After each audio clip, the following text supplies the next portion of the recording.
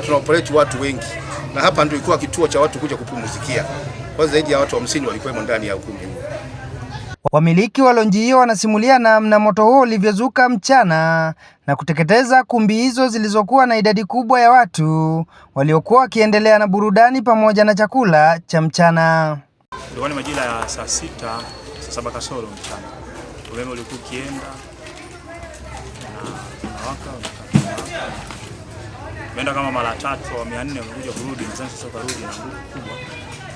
Ambao sasa ikatokea baadhi ya vyombo vyetu au vifaa vyetu hata ombi kwa serikali kwamba angalau huduma hii isogezwe kwetu na haya magari ya zimamoto yaongezwe, haswa kwenye mji wetu huu umekuwa ukiongoza namba 1 kabisa kwenye mkoa wa Geita. Hata Mwanza pia hawezi kugusa matukio ya moto haya. Masoko makubwa yanaungua, sehemu za wafanyabiashara nyingi zinaungua kama hivi ilivyotukata jana. Ni hilo nilokuwa nalo. Mashuhuda wa tukio hilo wanasema huduma za zimamoto na uokoaji inapatikana Geita mjini umbali wa zaidi ya kilomita 40, hali inayopelekea kushindwa kuokoa mali pindi majanga ya moto yanapotokea.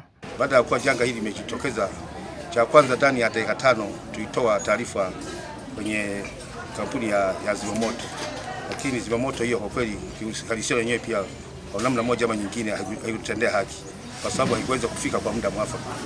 Endapo kama ingeweza kufika kwa muda mwafaka, hata hii hasara yote ambayo tumeweza kuipata tusingeliyapata matatizo kama haya.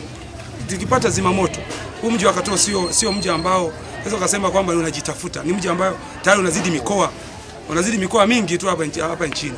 Mimi nadhani kuna haja ya kuwa na zimamoto katika maeneo haya, kwa sababu majanga yamekuwa yakitokea mara kwa mara, watu wanaendelea kupoteza mali zao.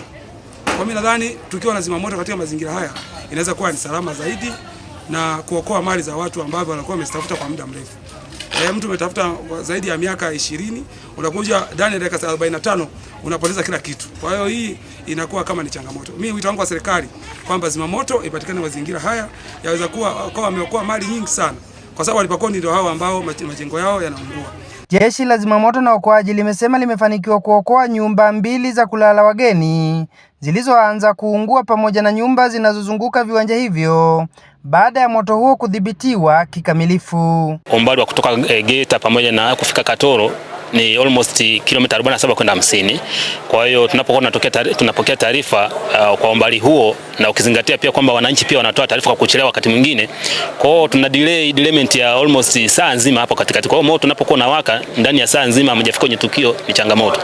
Jeshi la zimamoto na uokoaji kwa mkoa wa Geita au ina mpango wa kuanzisha ofisi hapa kwa mji wa Katoro. Kwa hiyo muda wote tu kwa mwaka huu naamini kwamba haitapita kabla hatujaanzisha ofisi hapa na kusogeza huduma ya jamii ya zimamoto karibu na huduma wananchi.